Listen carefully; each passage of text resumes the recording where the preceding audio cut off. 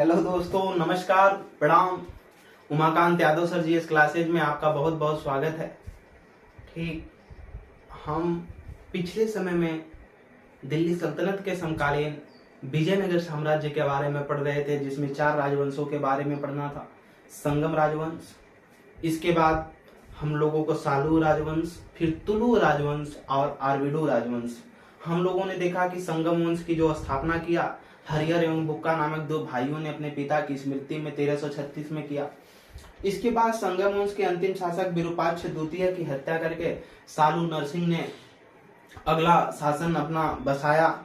ठीक, इसके बाद समय बदला और फिर इमादी नरसिंह की हत्या करके वीर नरसिंह जो देव था, ठीक, उसने हत्या करके तुलु वंश की स्थापना किया। और जो तुलु वंश का समय था 1505 से लेकर के 1565 विजयनगर साम्राज्य में था।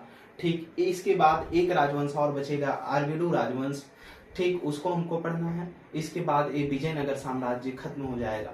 आगे की तरफ देखेंगे हम लोग तुलु वंश 1505 से लेकर के 1565 ईस्वी तक लिखेंगे।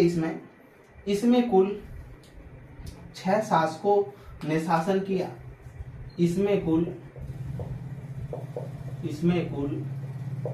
6 शासकों ने शासन किया। 6 शासकों ने शासन किया। 6 शासकों ने क्या किया? शासन किया। इसमें कुल 6 शासकों ने शासन किया। और जो इसका संस्थापक था, अब नोट करेंगे, संस्थापक जो था वो था वीर नरसिंह। कौन? वीर नरसिंह।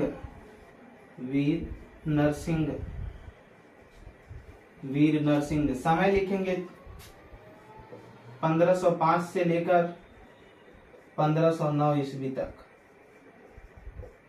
ठीक, 1505 से लेकर के 1509 ईस्वी तक कौन शासन किया? वीर नरसिंह देव। ये तुलु वंश का संस्थापक भी माना जाता है। ठीक, जिसने इमादी नरसिंह देव की हत्या किया था। इसका पिता था नरसा नायक, जो संरक्षक हुआ करता था सालू वंश का, या सेनापति हुआ करता था। आगे की तरफ हम देखेंगे, इसमें लिखेंगे यह 4 वर्षों तक शासन किया। 4 वर्षों तक शासन किया।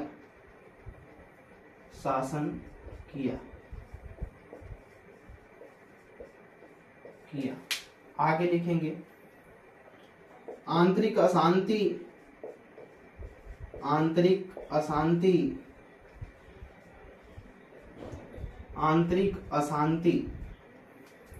और सामंतवादी का मतलब अधीनता। सामंतवादी सरदारों के विरोध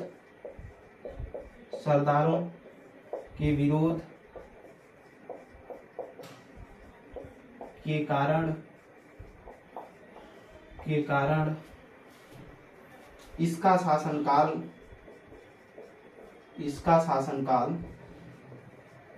युद्धों में बीता।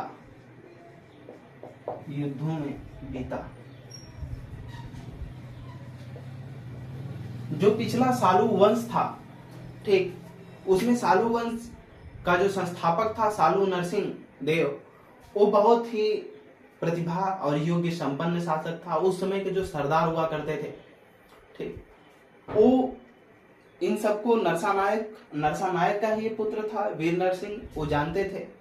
ठीक, इसलिए जो उस समय के अधीन, सामंतवादी का मतलब होता है अधीनता, उस समय के जो सालू वंश के अधीन सरदार थे वो, और आंतरिक अशांति, क्योंकि राजा की हत्याएं होकर के अगला वंश पड़ रहा है तो जनता में अशांति तो होगी ही होगी।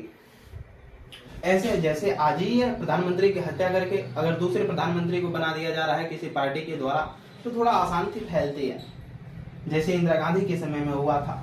फिर आंतरिक अशांति और सामंतवादी जो सरदार थे उनके विरोधों के कारण जो वीर नरसिंह था, इसका संपूर्ण समय जो शासनकाल रहा 1505 से 9 तक 4 सालों का, वो पूरे युद्ध में ही बीता।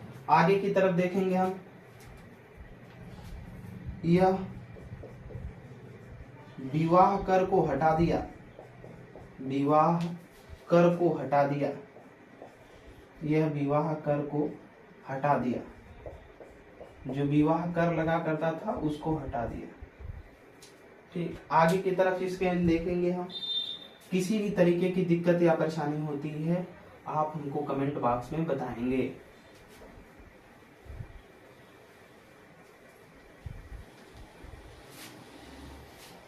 देखेंगे आगे की तरफ। वीर Narasimha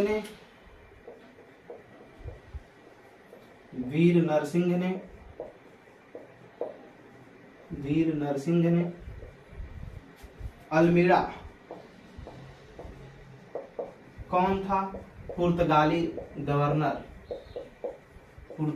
governor Francisco de almirah, governor ठीक, गवर्नर द्वारा लाए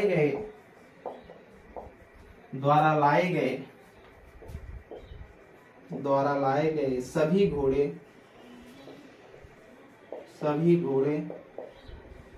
खरीदने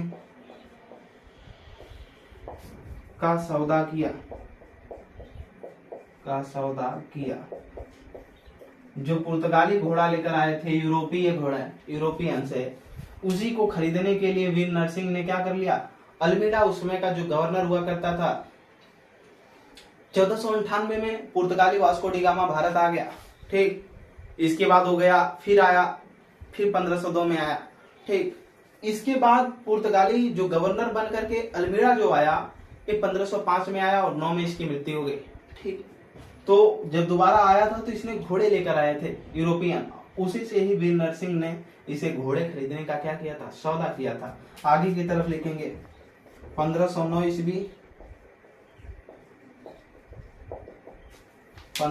ईस्वी इसकी मृत्यु हो गई। वीर नरसिंह की इसकी मृत्यु हो गई।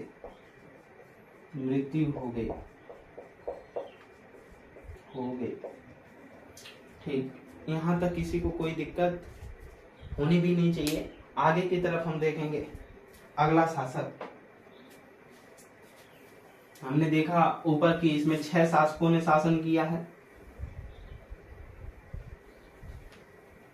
संस्थापक याद रखिएगा, कुछ महानतम शासक हैं जो उनके द्वारा महान कार्य किए गए हैं, वो एग्जामों में अधिकतर पूछ लिए जाते हैं। ठीक, वैसे तो इतिहास है, पढ़ना सब कुछ है। देखेंगे आगे कृष्णदेवराय, क्या कृष्णदेवराय लिखेंगे, अगले शासक थे कृष्णदेवराय।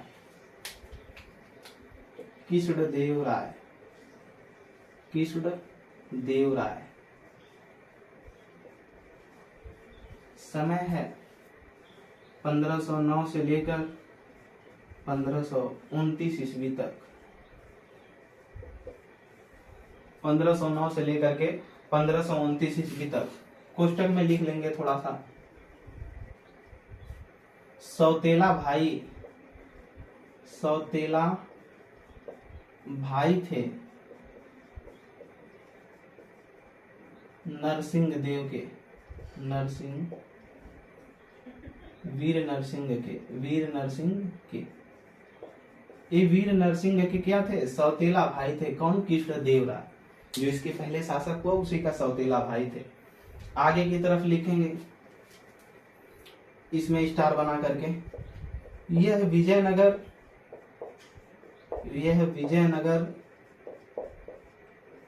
विजयनगर साम्राज्य का महानतम शासक थे।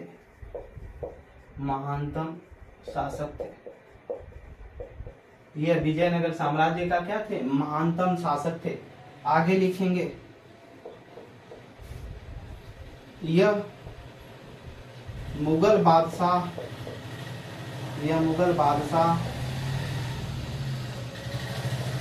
बाबर के समकालीन थे। बाबर के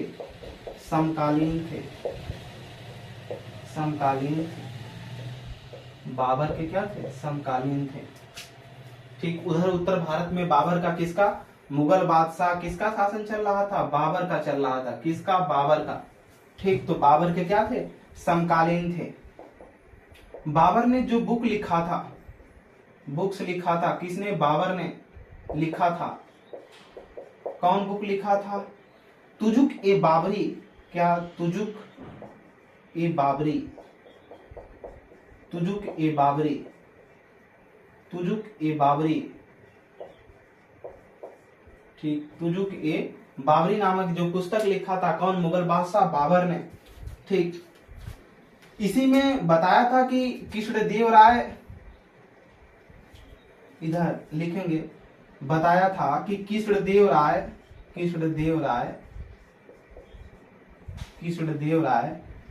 भारत का सबसे शक्तिशाली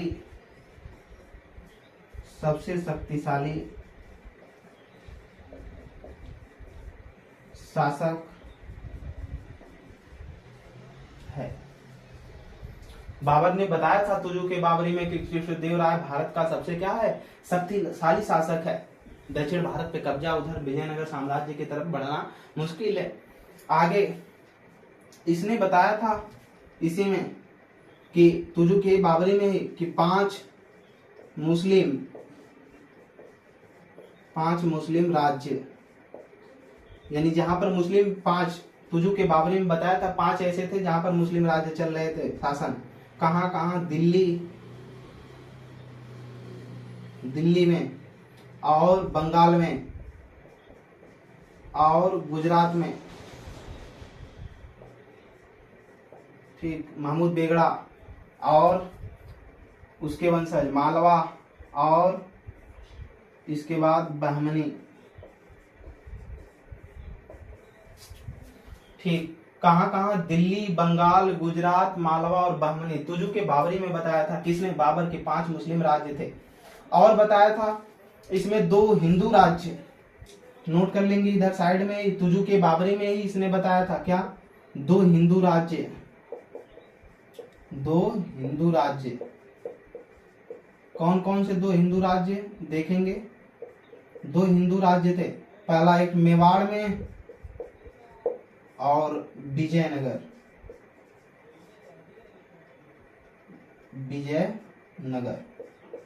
जो ये चल रहे हैं विजयनगर। ठीक, मेवाड़ और विजयनगर में 2 हिंदू राज्य थे और 5 मुस्लिम राज्य थे, दिल्ली, बंगाल, गुजरात, मालवा और बहमनी। तुजु के बाबरी में बाबर ने ऐसा लिखा है और उसमें बताया है कि कृष्णदेवराय जो भारत का क्या था? महानतम शासक या शक्तिशाली शासक है। आगे की तरफ हम देखेंगे इसमें कृष्णदेवराय के बारे में सभी लोग कक्षा 6 या 7 के अंग्रेजी में पढ़े होंगे। तेनालीरामन के बारे में जो चैप्टर है, ठीक, वही कृष्णदेवराय, विजयनगर के शासक।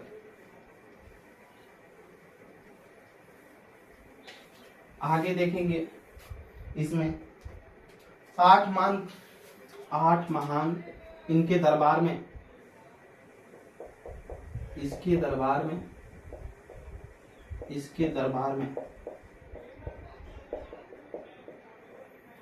दरबार में ठीक 8 महान तेलुगु कवियों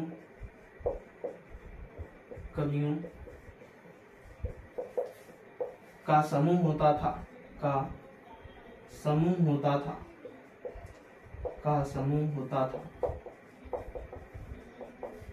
8 महान कवियों का समूह होता था, ठीक, जिसे कहा जाता था क्या? अष्टदिग्गज।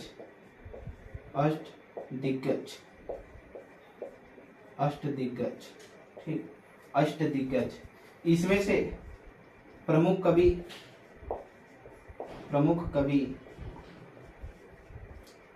कवि थे कौन? लिख लेंगे, पेडन्ना,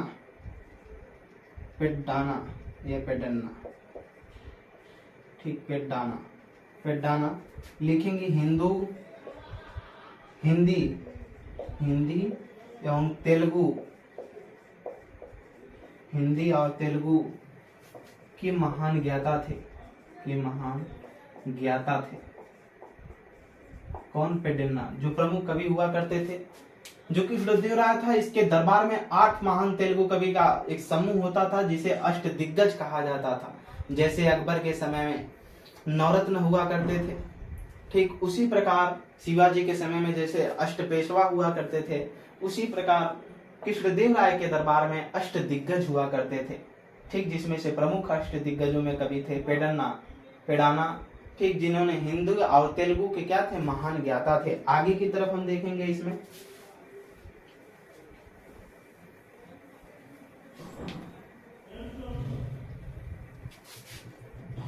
ठीक, आगे की तरफ देखेंगे इसमें।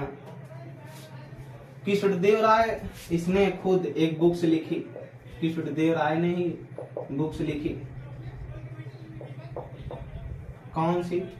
आमुक्त माल्य। ठीक, क्या? आमुक्त माल्याद लिखेंगे तेलुगु में, तेलुगु भाषा में, तेलुगु भाषा। ठीक हो गया। आगे लिखेंगे इसमें स्टार बना करके। कालीकट के शासक,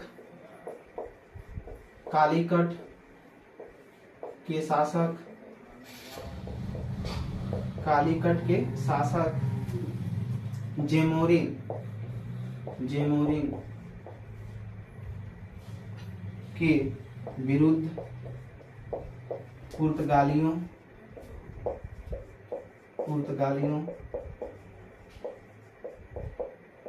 ने कोचीन एवं कलानौर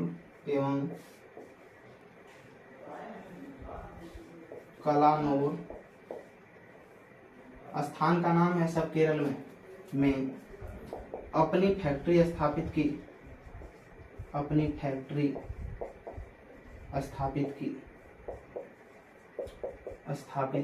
अभी तो हम लोग पढ़ेंगे, जब आधुनिक भारत के इतिहास में आ जाएंगे तो पढ़ेंगे पुर्तगालियों के बारे में। लेकिन यहाँ ये जानना है कि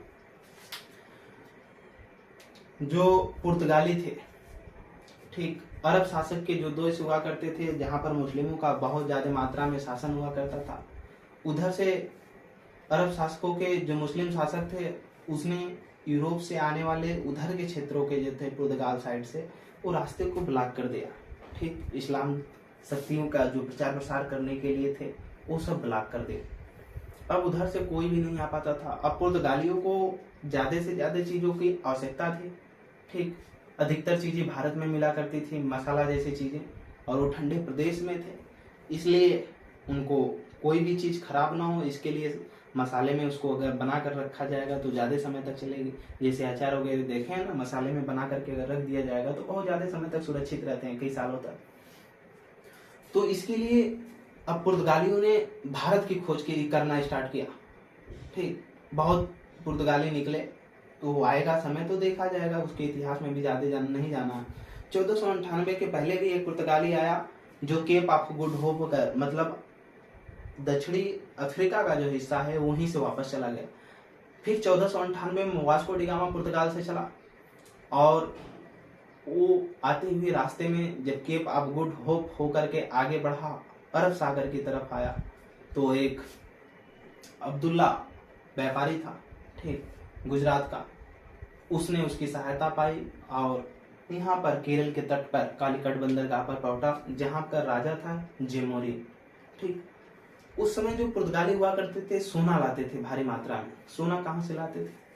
अमेरिका, उत्तरी अमेरिका के क्षेत्रों में स्थलीय भूमि ज्यादा थी, खेती योग्य भूमियां हुआ करती थी। वहां पर खेती करने के लिए बहुत बड़ी बड़ी खेतियां होती थी, मजदूर कम पड़ते थे, ठीक, काम करने वाले लोग कम थे। तो क्या हुआ करता था कि पुर्तगाली जो थे, अब इनको वहां का भी ज्ञान है। एक पुर्तगाली जो कोलंबस था वो भी भारत की तरफ खोज करने के लिए निकला, तो उसने अमेरिका की तरफ, वो सीधे सोचा कि चलते जाएं, ठीक, मैप से समझाया जाएगा जब, तो वो भी कोलंबस ने अमेरिका की खोज कर दिया था, तो इसको वहां भी ज्ञान हो गया। इसने धीरे धीरे पुर्तगाली अपना भ्रमण क्षेत्र बढ़ा दिए भारत की खोज के लिए, और कई क्षेत्रों में निकल करके इन्होंने ज्ञान की प्राप्ति किया, कहाँ क्या मिलता है, कहाँ क्या किस चीज की कमी है, क्या हो रहा है, इन सारी चीजों का। तो पुर्तगालियों ने देखा कि सर्वाधिक मात्रा में खेती की कार्य जो है अमेरिका में है, ठीक, लेकिन वहां पर आदमी नहीं है। उनके पास संपत्ति यानी जो अचल संपत्तियां सोना है, चांदी है, ये बहुत ज्यादा मात्रा में मैक्सिको जैसे राष्ट्रों में है। अब उसने देखा कि जो दक्षिणी अफ्रीका का क्षेत्र है, यहाँ के लोग खाने के लिए मर रहे हैं, ज्यादा से ज्यादा मात्रा में है, कुछ खाने के लिए पैदा नहीं हो पा रहा, यहाँ के लोग मर रहे हैं। तो उसने सोचा कि क्यों ना हम यहाँ से व्यक्तियों को उठा करके दक्षिणी अफ्रीका से ले चल करके वहां बेचें, ठीक। तो एक बार क्या हुआ कि बहुत भीषण अकाल पड़ने लगा। अब पुर्तगालियों ने क्या किया कि दक्षिणी अफ्रीका में जब भीषण अकाल पड़ रहा था तो यहाँ के लोगों को खाना बंटवा दिया, और जब खाना बांट दिया तो वो लोग खाने लगे। तो फिर उन्होंने कहा कि आप हमको आदमी दो और हम आपको खाना और पैसा दे रहे हैं। तो अधिकतर अफ्रीकी जो थे ये क्या किए कि अपने आप को लगे बेचने, अपने परिवारों को बेच दिए। ये ले जाकर के वहां अमेरिका में इनको बेचते थे, वहां से सोना चांदी लेते थे और वो फिर उसी से आते थे, पुर्तगाल कुछ रखते थे और फिर कुछ व्यापार करने के लिए भारत लेकर आ जाते थे कि भारत में उसको देंगे, वहां के राजा महाराजा को देंगे तो वो हमको व्यापार करने के लिए परमिशन देंगे। तो जैमोरिन के पास जब ये आया वास्को डी गामा, तो इसी उद्देश्य से जैमोरिन ने उसका स्वागत किया था कालीकट बंदरगाह पे कि जो पुर्तगाली आए हैं सोना चांदी लेकर के आते हैं। लेकिन पुर्तगाली वास्को डी गामा पहली बार आया तो उसका स्वागत किया, फिर धीरे धीरे कुछ मिला नहीं उसको तो फिर विरोध करना स्टार्ट कर दिया। तो वही विरोध में फिर आगे हम लोग देखेंगे, कहानी बहुत लंबी है, मैप से समझते हुए समझेंगे आधुनिक भारत के इतिहास में। तो कालीकट के शासक जैमोरिन के विरुद्ध पुर्तगालियों ने क्या किया, कोचीन एवं कलानौर में अपनी फैक्ट्री स्थापित कर दी, ठीक। क्योंकि जो पुर्तगाली वास्को डी गामा जब रिटर्न हो जा रहा था 1498 में आया, इसके बाद जब रिटर्न जा रहा था 2 सालों के बाद, 200 साल कुछ समय के बाद, तो जब रिटर्न जा रहा था, क्योंकि पुर्तगाल से आने में 6 महीने के करीब वक्त लगते थे, 3 महीना जाना और 3 महीना आना, ठीक। तो वास्को डी गामा जब रिटर्न जा रहा था, जैमोरिन उसके साथ बहुत दुर्व्यवहार किया, इसलिए उसने यहाँ पर बम भी मार करके गया था कालीकट बंदरगाह पे, ठीक। तो बाद में आगे चल करके पुर्तगालियों ने कोचीन और कलानौर में अपनी क्या किया, फैक्ट्री स्थापित की। आगे की तरफ देखेंगे, इसमें हम 1509 से लेकर 1515 ईस्वी, 1509 से 1515 ईस्वी लिखेंगे। Francisco de Albuquerque, Francisco de Albuquerque,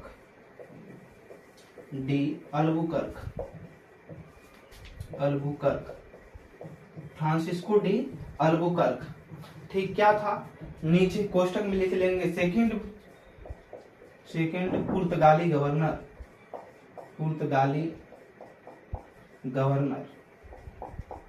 दूसरा क्या था, पुर्तगाली गवर्नर था, ठीक। कौन, फ्रांसिस्को डी अल्बुकर्क। भारत आया, नोट करेंगे, भारत आया।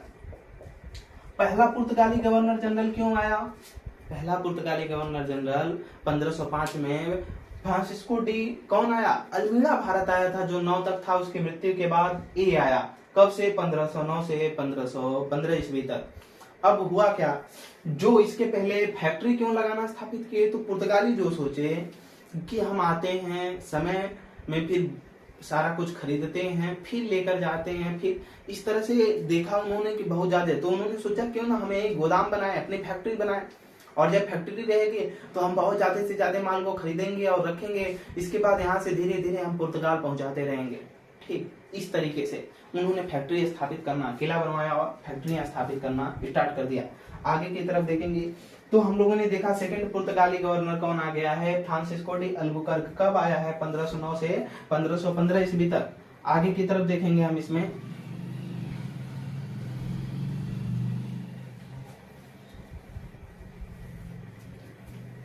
और क्यों ये दक्षिण भारत में ही पुर्तगाली आए हैं, क्यों उत्तर भारत में नहीं पहुंचे, तो उसका भी कारण है। जब हम लोग आएंगे पुर्तगालियों का आगमन आधुनिक भारत के इतिहास में पढ़ेंगे तो उस समय हम लोग समझेंगे क्यों ये उत्तर भारत में पहुंचे, क्यों दक्षिण भारत में, सॉरी उत्तर भारत में क्यों नहीं गए, क्यों दक्षिण भारत में ही रह गए। आगे की तरफ देखेंगे 1510 ईस्वी में, 1510 ईस्वी में, 1510 ईस्वी में देखेंगे अल्बुकर्क के द्वारा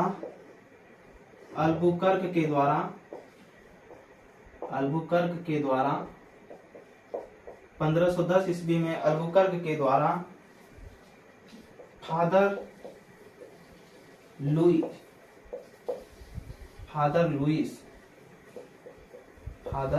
लुइस जो क्रिश्चियन सन, ठीक, फादर लुइस को, जिन्हें पोप भी कहा जाता, को कृष्णदेव राय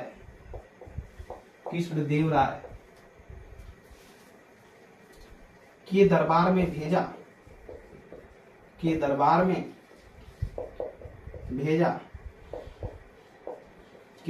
में भेजा,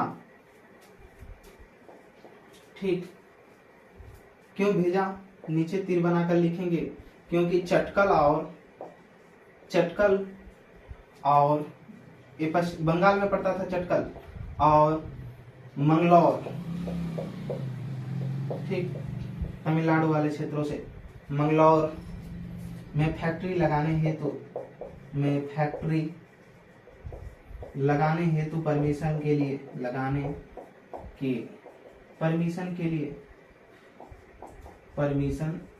लिए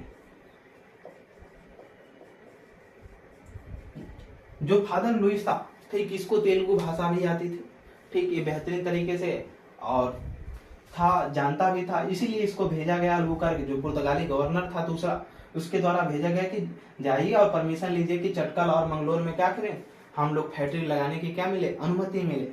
आगे देखेंगे हम लोग, अब मिला क्या हुआ, कैसे क्या हुआ, आगे हम लोग उसको देखेंगे जब पुर्तगालियों को पढ़ेंगे। तो बस हमें यहाँ अभी यही जानना है। आगे की तरफ जहां जो चीजें नहीं समझ में आती हैं कमेंट बॉक्स में बताया करिए। आगे की तरफ देखेंगे 1510 में 1510 ईस्वी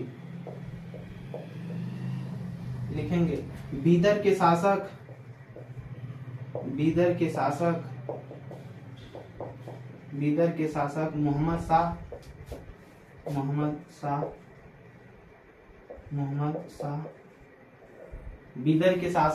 मोहम्मद शाह ने विजयनगर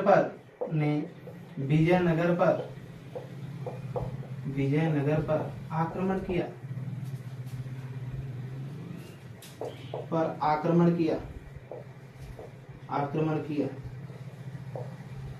और कृष्णदेव राय ने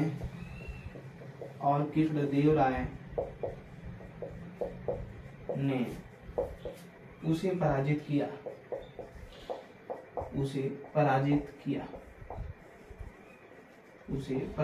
किसको? मोहम्मद शाह को। कौन? कृष्णदेव राय ने पराजित किया था। आगे की तरफ लिखेंगे इसी युद्ध में बीजापुर का सुल्तान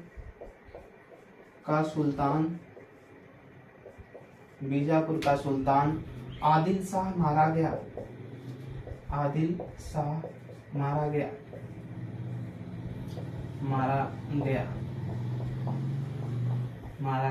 शाही वंश, आदिल शाह मारा गया। आगे की तरफ लिखेंगे इसमें स्टार बना करके कृष्णदेव राय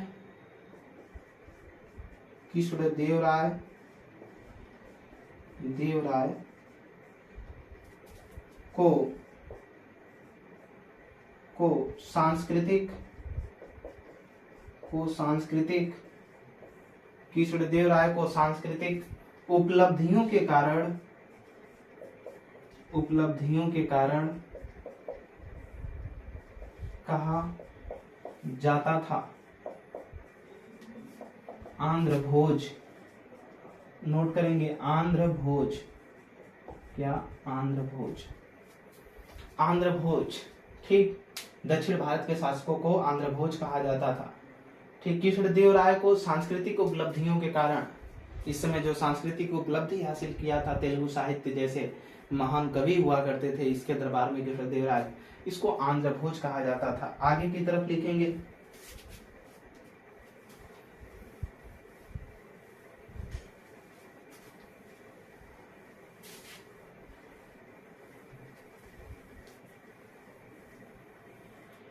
आगे की तरफ पुर्तगाली यात्री, पुर्तगाली यात्री, पुर्तगाली यात्री लिखेंगे एडवर्ची बारबोसा, बारबोसा। ठीक, पुर्तगाली यात्री था कौन? एडवर्ची बारबोसा। भारत की यात्रा के, भारत की यात्रा के, भारत की क्या की? यात्रा की। ठीक, और इसने बताया, इसने कृष्णदेवराय को, कृष्णदेवराय को, कृष्णदेवराय को महान शासक बताया था, महान शासक एवं धर्मनिरपेक्ष, धर्मनिरपेक्ष, धर्मनिरपेक्ष, धर्मनिरपेक्ष शासक बताया था, शासक बताया था। धर्मनिरपेक्ष क्या बताया था? शासक बताया था। धर्मनिरपेक्ष का मतलब जो किसी एक धर्म को मान्यता नहीं देता है, सभी धर्मों को समान रूप से देखता है, वो धर्मनिरपेक्ष शासक एडवर्ची बारबोसा ने बताया था। आगे देखेंगे हम लोग। एक दूसरा पुर्तगाली यात्री भारत की यात्रा किया। ठीक,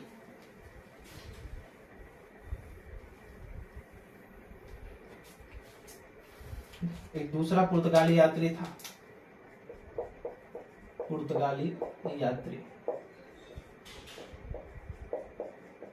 पुर्तगाली यात्री एक दूसरा था, उसका नाम था डोमिंगो, डोमिंगो पापस, डोमिंगो पापस, डोमिंगो पापस लिखेंगे।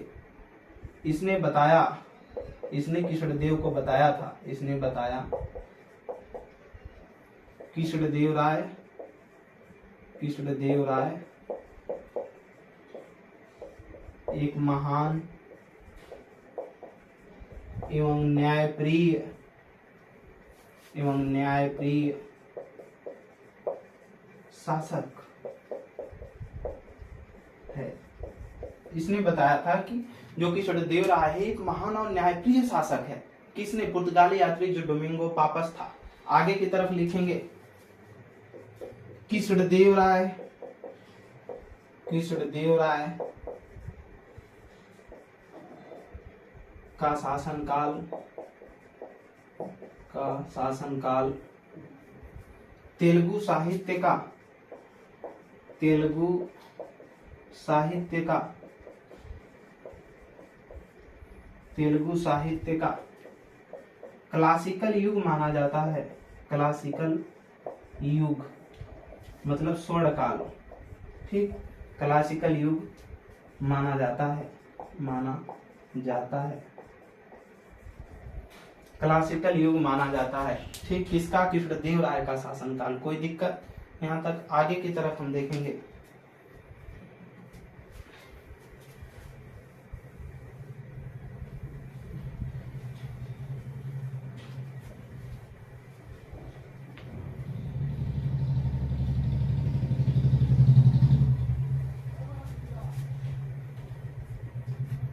आगे की तरफ हम लोग स्टार बनाकर देखेंगे।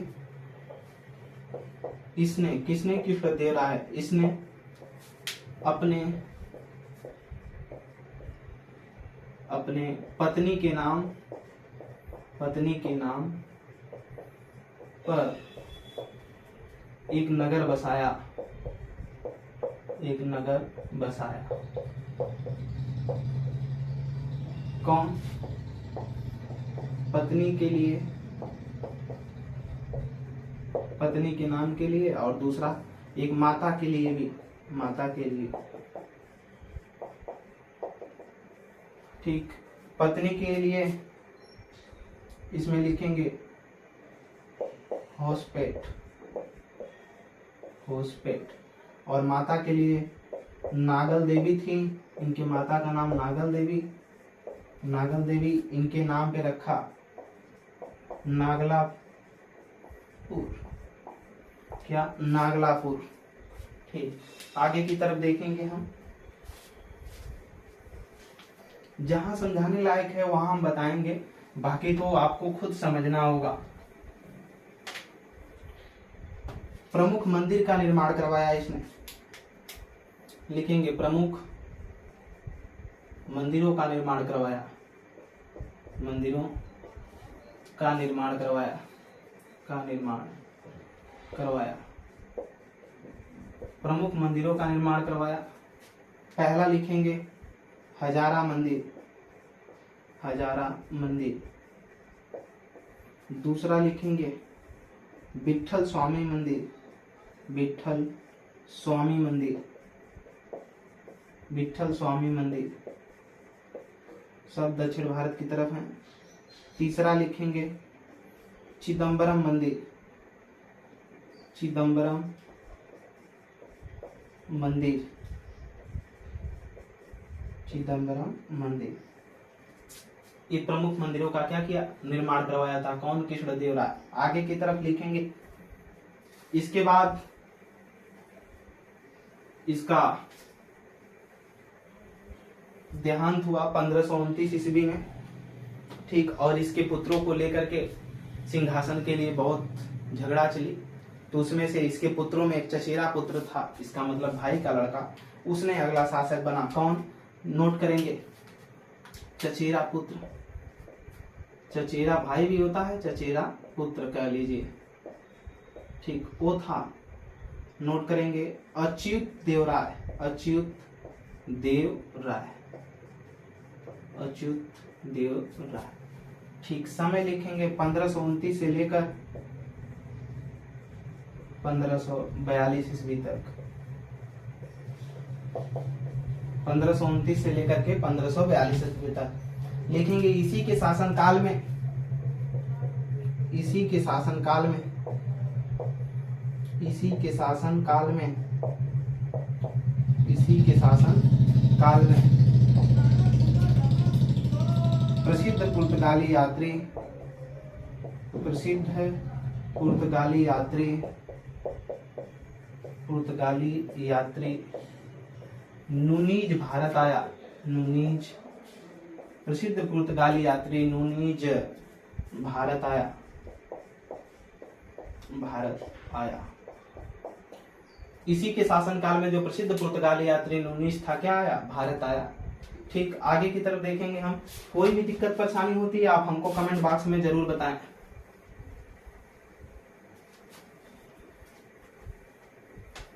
तो हम लोग पढ़ रहे हैं अच्युत देवराय के ही बारे में अभी, ठीक। अच्युत देवराय, क्या, अच्युत देवराय, अच्युत देवराय।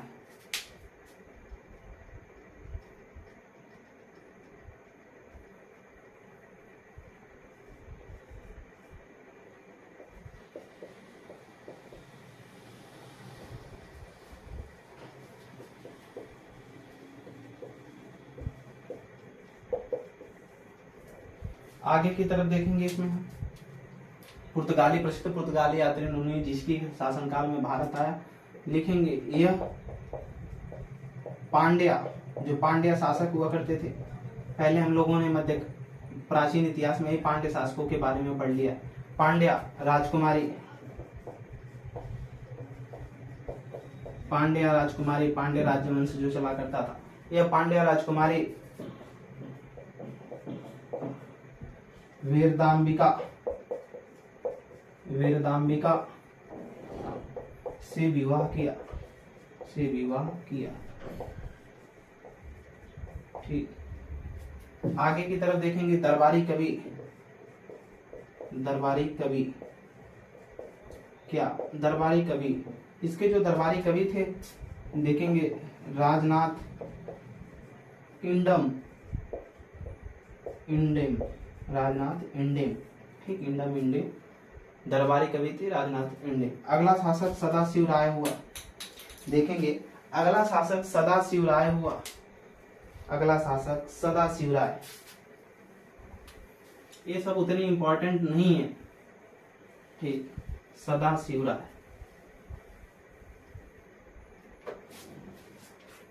अगला शासक सदाशिव राय हुआ, सदाशिव राय, जिसका समय था 1542 से लेकर 1570 ईस्वी तक।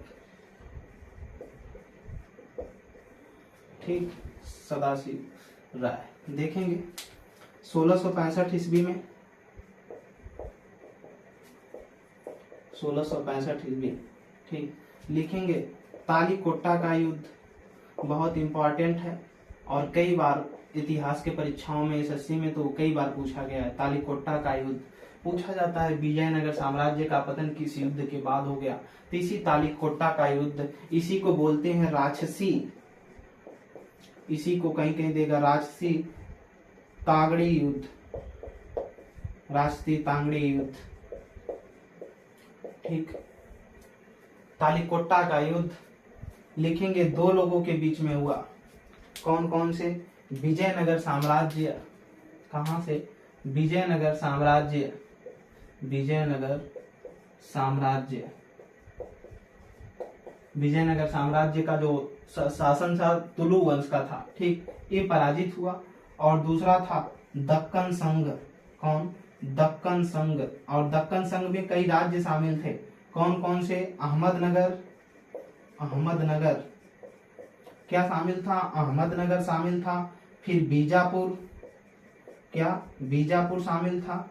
फिर क्या शामिल था? गोलकुंडा, क्या? गोलकुंडा। फिर क्या शामिल था? बीदर। ये दक्कन संघ यानी दक्षिण भारत का जो दक्कनी पठारी क्षेत्र है, इतने शामिल थे। अहमदनगर, बीजापुर, गोलकुंडा, बीदर, ये मिल करके जो है चारों लड़े थे विजयनगर साम्राज्य से। विजयनगर साम्राज्य का पतन हुआ और यही युद्ध से माना जाता है कि जो तालीकोट्टा का युद्ध था, पूछा जाता है विजयनगर साम्राज्य के पतन का कारण, तो तालीकोट्टा का युद्ध कब? 1665 ईस्वी में, याद रखेंगे। लिखेंगे इसी से विजयनगर साम्राज्य का, इसी से विजयनगर साम्राज्य का, इसी से विजयनगर साम्राज्य का, विजयनगर साम्राज्य का, इसी से विजयनगर साम्राज्य का लगभग अंत हो गया, का लगभग अंत हो गया, अंत हो गया। माना जाता है कि विजयनगर साम्राज्य का लगभग यहीं से अंत हो गया।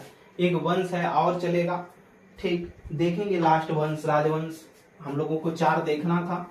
पहला संगम वंश, सालू वंश, तुलु वंश देख लिए। तीसरा हम लोग अब अगला लास्ट वंश देखेंगे, छोटा सा है, आरविडु वंश, आरविडु वंश। ठीक, उतने इंपॉर्टेंट नहीं है लेकिन चारों राजवंशों के बारे में हमें जानना है। लिखेंगे आरविडु वंश, आरविडु वंश, आरविडु वंश। ठीक, आरविडु वंश। समय लिखेंगे 1570 से लेकर 1652 ईस्वी तक। ठीक, 1570 से लेकर के 1652 ईस्वी तक लिखेंगे आरविडु वंश। इसमें संस्थापक, संस्थापक, संस्थापक था तिरुमल, तिरुमल। कौन? तिरुमल था। समय इसका लिखेंगे 1570 से 1652, सॉरी तिरुमल संस्थापक समय तो उसका। राजधानी, राजधानी लिखेंगे, इसने जो राजधानी बनाई थी पेनुगोंडा। ठीक, पेनुगोंडा। आगे की तरफ देखेंगे हम इसमें, इसने तिरुमल को ही नीचे तीर बनाकर लिखेंगे, इसे पतनशील, पतनशील विजयनगर का उद्धारक माना जाता है, का उद्धारक माना जाता है, माना जाता है। पतनशील जो विजयनगर का पतन हो गया था तालीकोट्टा के युद्ध में, इसे उद्धारक माना जाता है। समय इसकी समय नोट करेंगे तिरुमल का 1500 1570 से लेकर 1572 तक। ठीक, पतनशील विजयनगर का उद्धारक माना जाता है इसको। आगे देखेंगे इसी का सन, तिरुमल का ही पुत्र अगला शासक हुआ। ठीक, सन अगला शासक कौन था? श्रीरंग प्रथम। श्रीरंग प्रथम, श्रीरंग प्रथम। ये सब उतने इंपॉर्टेंट नहीं है। फिर इसके बाद अगला शासक हुआ श्री वेंकट प्रथम। वेंकट प्रथम, वेंकट प्रथम। फिर अगला शासक हुआ, लास्ट अंतिम शासक जो था श्रीरंग तृतीय। श्रीरंग तृतीय, याद रख लेंगे, श्रीरंग तृतीय, श्रीरंग तृतीय। ठीक, नोट करेंगे। श्रीरंग प्रथम का जो समय था 1572 से लेकर, ये समय था 1588 ईस्वी तक। 1588 ईस्वी तक। वेंकट प्रथम का समय नोट करेंगे 1588 से लेकर 1616 ईस्वी तक। ठीक, और इसका लिख लेंगे 1616 से लेकर के 1652 ईस्वी तक। ठीक, अंतिम शासक था श्रीरंग तृतीय। अंतिम शासक था, अंतिम शासक था। ठीक, हम लोगों ने देखा आर्विडु वंश जो 1570 से लेकर के 1652 तक चला। संस्थापक तिरुमल था। इसे पतनशील विजयनगर साम्राज्य का उद्धारक माना जाता है। राजधानी इसकी गोंडा थी। ठीक, उतने प्रसिद्ध शासक नहीं है, फिर भी पतनशील हो गया था विजयनगर साम्राज्य। इसके बाद इसका बेटा आया श्रीरंग प्रथम, फिर उसके अगला शासक वेंकट प्रथम आया, फिर लास्ट श्रीरंग तृतीय जो था ये अंतिम शासक था आर्विडु वंश का। और यहीं पर विजयनगर साम्राज्य का पतन हुआ, खत्म हो गया। हम लोग अब विजयनगर साम्राज्य के अगली कक्षाओं में इसकी सांस्कृतिक, राजनैतिक और सामाजिक उपलब्धियां क्या क्या रही हैं इसको देखा जाएगा। प्रशासनिक व्यवस्थाएं क्या रही हैं इसको देखा जाएगा। इसके बाद हम लोग दिल्ली सल्तनत की राजनैतिक, प्रशासनिक, सामाजिक व्यवस्थाओं को देखते हुए मुगल साम्राज्य की तरफ बढ़ेंगे। ठीक, मेहनत से पढ़िए। Umakant Yadav sir GS classes में जुड़ने के लिए आपका बहुत बहुत धन्यवाद। प्रणाम।